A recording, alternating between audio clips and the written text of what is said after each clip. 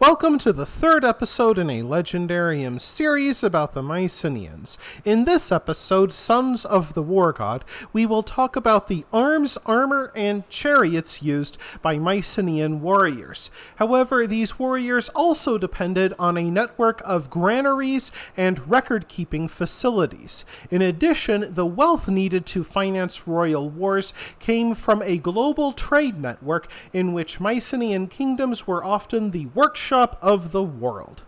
War drove much money-making in the Mycenaean kingdoms. While warlords and aristocrats hoped to gain land and revenues from their ventures, the relatively humble bronzesmith simply hoped that his patron kept requiring arms and armor.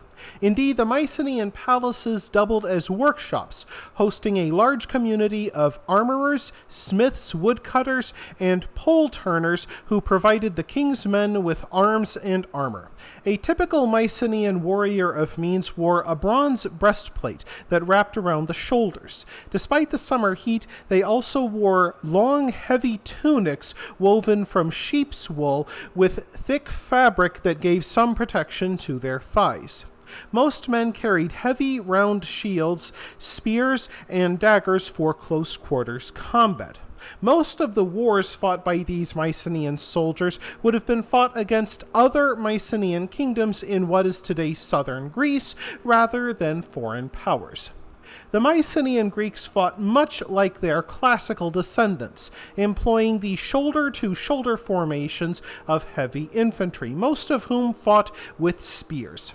Some of these spears could be 12 feet long, with a socketed spearhead made from bronze. Most spearheads were narrow and leaf-shaped, likely Minoan in origin.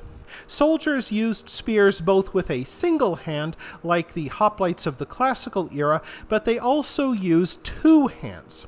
The one-handed style of spear fighting allowed the soldier to still use his shield, while the two-handed approach forced him to sling the shield on his back.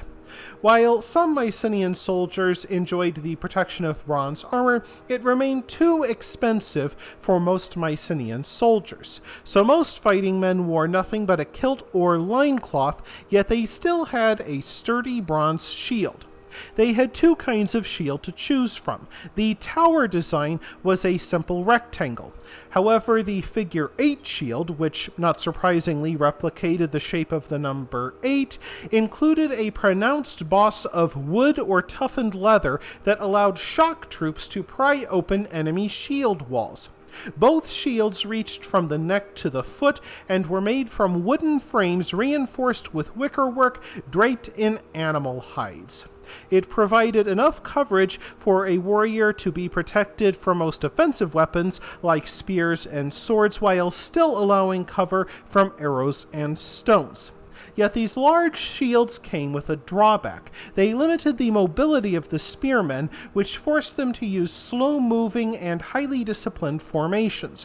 While powerful on open ground, these phalanxes could run into serious problems on rough terrain or while fighting mobile troops. For such situations, Mycenaean kings used skirmishers, unarmored troopers who fought with slings or javelins. However, a medium class of infantry screened the main army, filling the gap between armored spearmen and light skirmishers.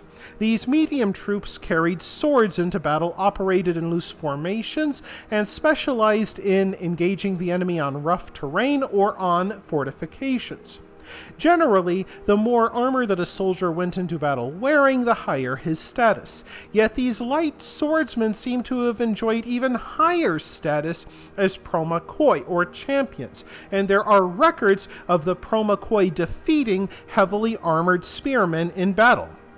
Looking at infantry formations, one might see little difference between the phalanxes of the Bronze Age and the later Iron Age. Yet one aspect of military life clearly set the Bronze Age Mycenaeans apart from the Iron Age classical Greeks: the chariot. A charioteer, whether an archer or a driver, would have been from the ruling aristocracy.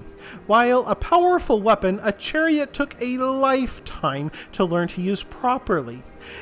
Archers had to perform shooting on rough terrain from a moving platform while firing at mobile targets.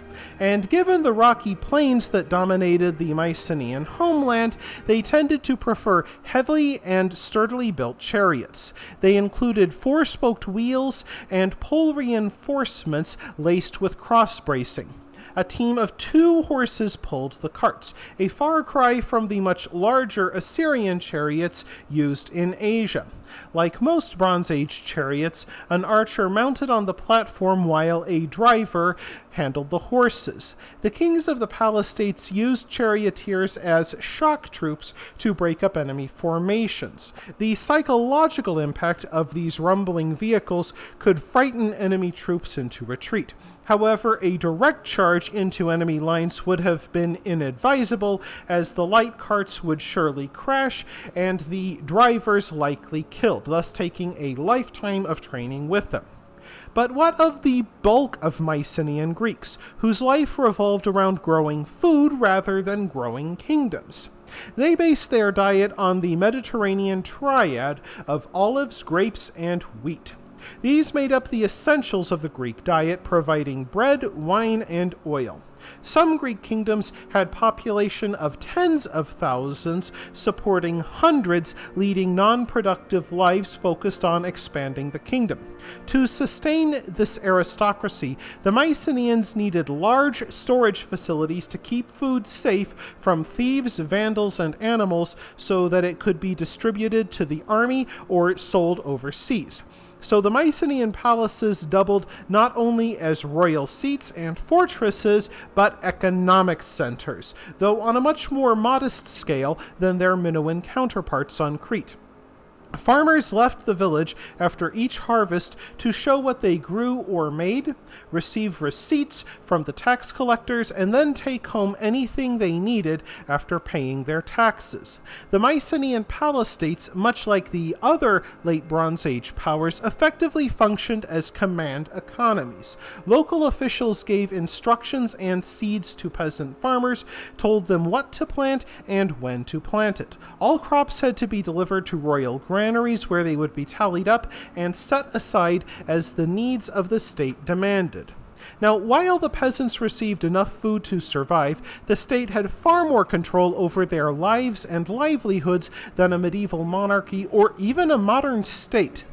The palaces also served as royal archives, housing thousands, if not tens of thousands, of clay tablets written in Linear B script.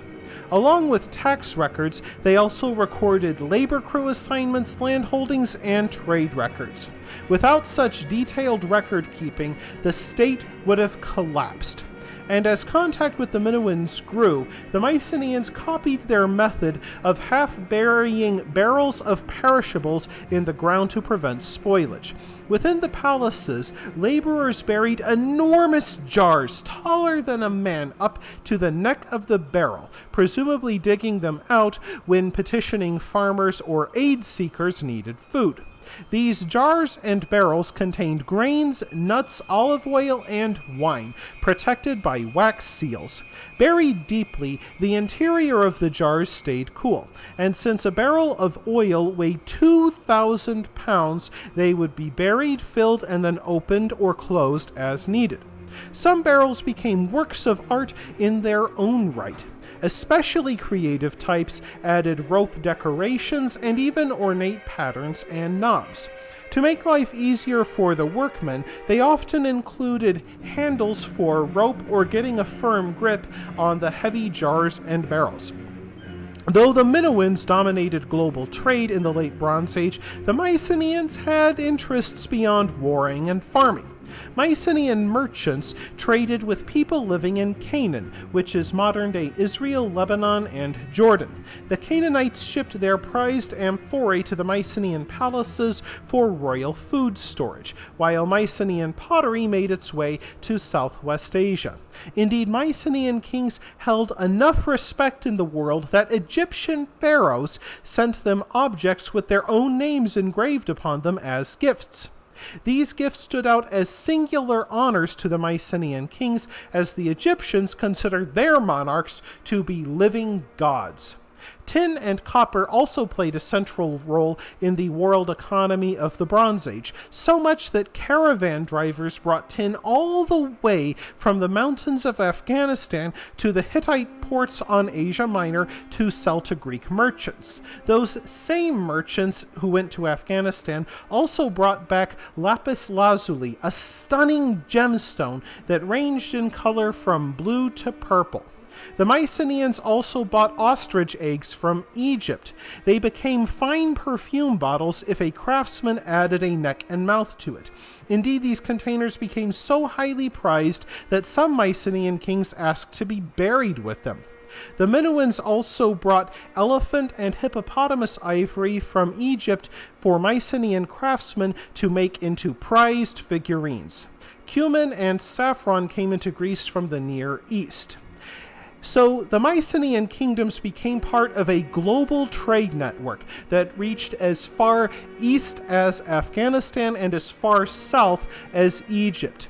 Yet the petty kingdoms of Mycenaean Greece were seen as minor powers in the Mediterranean in the year 1500 BC. They were relative newcomers compared to Egypt, which was over 1,000 years old by this time. Yet the Mycenaean kings had achieved something remarkable. At the edge of the global trade network, they had created sophisticated kingdoms, effective militaries, and palace-states that, even if they weren't the equals of the Egyptians and the Hittites, at the very least, they were still taken seriously and considered to be full trade partners. And that wraps things up for this episode of The Legendarium. I hope you enjoyed it. If you like what you saw, press like. If you want to see more, press subscribe. And if you've got anything to say, let me know in the comments section. Thanks again for joining me, and I hope that you have a great rest of the day.